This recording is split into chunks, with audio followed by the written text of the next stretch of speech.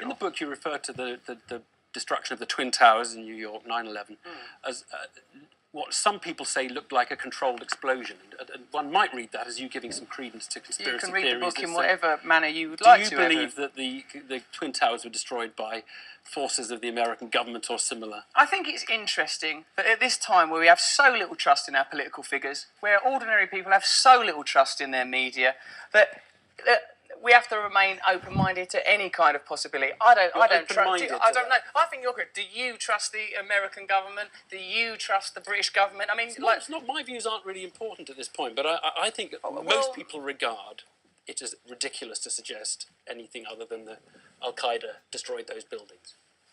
Well, what I do think is very interesting is the relationship that the Bush family have had for a long time with the Bin Laden family. What I do think is interesting is that the way that even the BBC reports events in Ottawa to subtly build an anti-Islamic narrative. I think that's very interesting. I think it's interesting the way these tragic events are used to enforce further controls on us. What's this Snoopers Charter? Yeah, I think it's fascinating, mate, that the way that the media works in conjunction with big business and with the government where ordinary people but you're feel not like suggesting the Bush family were involved in the destruction of 9/11. I don't want to talk about daft conspiracy theories here on Newsnight, mate. I'm here to talk very clearly about ordinary people creatively becoming engaged with direct action. Scottish vote. What did you think of that? Because that did seem to energise people. It certainly did. I thought that shows. Would you have voted in that referendum? Yeah, I would have voted yes, but I wouldn't have been surprised if things hadn't significantly altered. I think that when democracy is appealing, when democracy appears to have an impact, then people are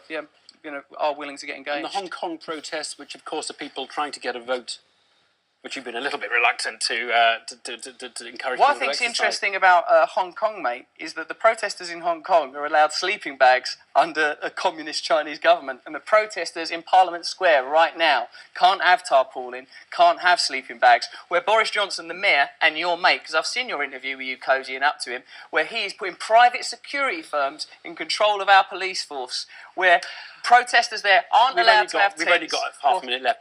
I'm not going to ask whether you're going to vote next year, but I do want to ask you this. Tell me, why don't you stand next year? Well, because... Or are you still... are you thinking I'm very happy to amplify the thousands, millions of people who are dissatisfied with the current regime, that are dissatisfied with media, that are dissatisfied... You could stand, they might vote for you. Then you'd know that the people you say you're speaking for, you're speaking for, actually like. I think I've been very clear that I have very little trust in this system, and I think my energies and efforts are best spent supporting people who are working very hard and doing great work in important issues like housing and having some control over their own work. People on zero-hour contract.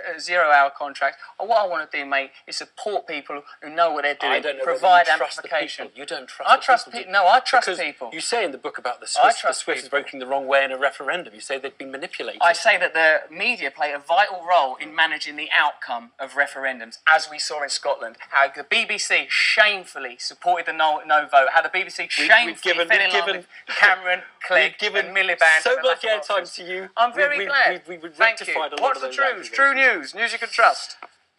Truth night is all we have time for. We've got plenty of time. There's plenty of time. Good luck.